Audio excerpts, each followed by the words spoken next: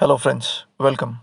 Today I'll be making a video on port state control, how would you prepare for the PSC, and some very common questions from the surveyor which are connected to it. Like what if the owner or manager tells you to hide some defect, what would you do? What all documents would you keep ready for the PSC inspection? And your action in case of a vessel detention. Let's get started. For preparing your vessel for PSC, as a master, first thing that you need to do is to keep your documents in order and ready to be seen by the PSC. Check all your statutory certificates and other certificates and documents used in the management and operation of the vessel. Check that all the documents are valid, up to date, and ship's name, call sign, IMO number, registry detail, etc. are consistent throughout.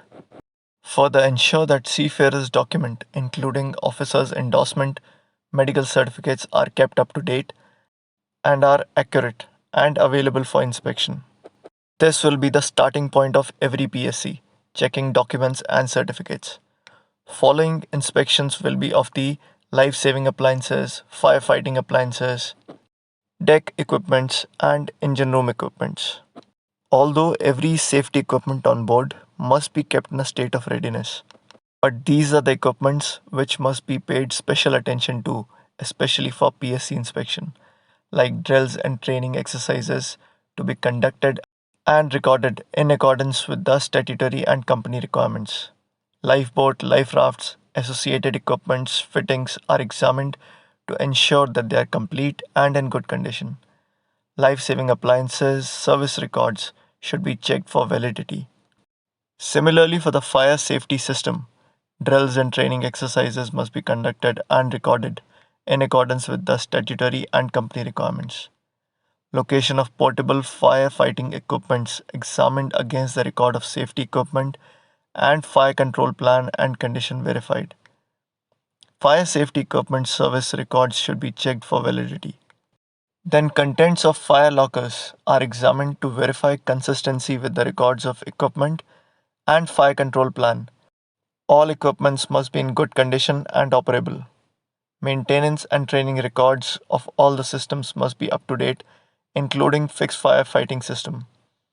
Functionality of the fuel pump stop, quick closing valves, damper vents, and fire doors must be checked and it should be operational. Other than LSA-FFA, following essential equipments must be checked, like functionality of the emergency generator, essential services such as emergency lightings, safety signage must be clearly posted, maintenance records must be up to date.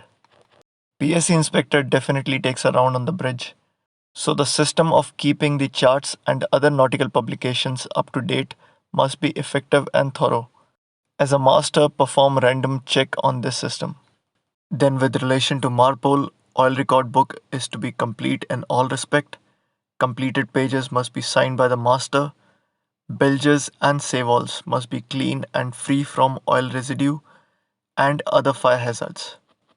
Also, the functionality of oily water separator, including maintenance in accordance with the manufacturer's and company instruction, must be carried out and recorded. And finally, all crew members must be familiar with the operation of all safety equipments and their use. Often, a question is asked by some surveyors: what would you do if you have a defect on board, which may get the vessel detained, while the company or the manager is telling you to hide it? What will you do as a master? The answer is to use your authority as a master and say no to the company whenever you are being asked to do something wrong, because you may also lose your license in such a case. Then, as per the procedure, when you have a defect on board, it must be notified to the flag state and requested for a dispensation. And once you have the dispensation, you inform the port control before arrival and thus saving the vessel from a detention.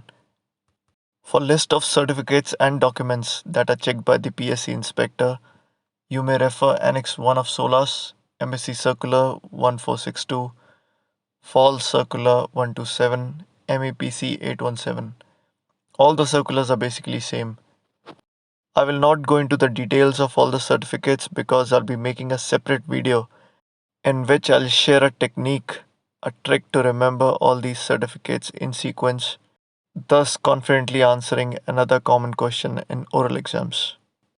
As per the surveyor JB Singh, when you start answering this question for him, you can always start with saying that it is very unfortunate that vessel had such deficiencies that it had to be detained. Then you may start your answer with the action that first you would try to convince the port state control officer to change the code from 30 to 70 so that you can promise him that you'll rectify it before departure instead of getting the vessel detained. And if the officer is not convinced, that inform the class, flag, company charters, owners, and start rectifying the defect as soon as possible. And if possible, get the defect rectified before the inspector leaves the ship. As a master, you may ask for company, agent, or any assistance that may be needed to do that. Now, there may be circumstances when you feel that the detention is unjustified. In any case, after detention, the PSCO normally informs the master of his right to appeal and relevant procedure in case of detention. If the master is aggrieved and feels that the vessel detention is unjustified, he is at the liberty to appeal against the detention to the appellate court. The appellate authority at the national level in India is the chief surveyor with the Government of India, who may be contacted by email cs@dgshipping.com or psc@dgshipping.com. The detailed detention procedure will be discussed in the next video. For now, you may know that flag state authorities may appeal against the detention through Detention Review Panel of the Indian Ocean Memorandum of Understanding, provided that they agree with the master's view on the detention being unjustly. I hope this was a useful video for you. If you have any feedback, suggestion, or comment, then please write down below. I thank you for watching. All the best for the exam.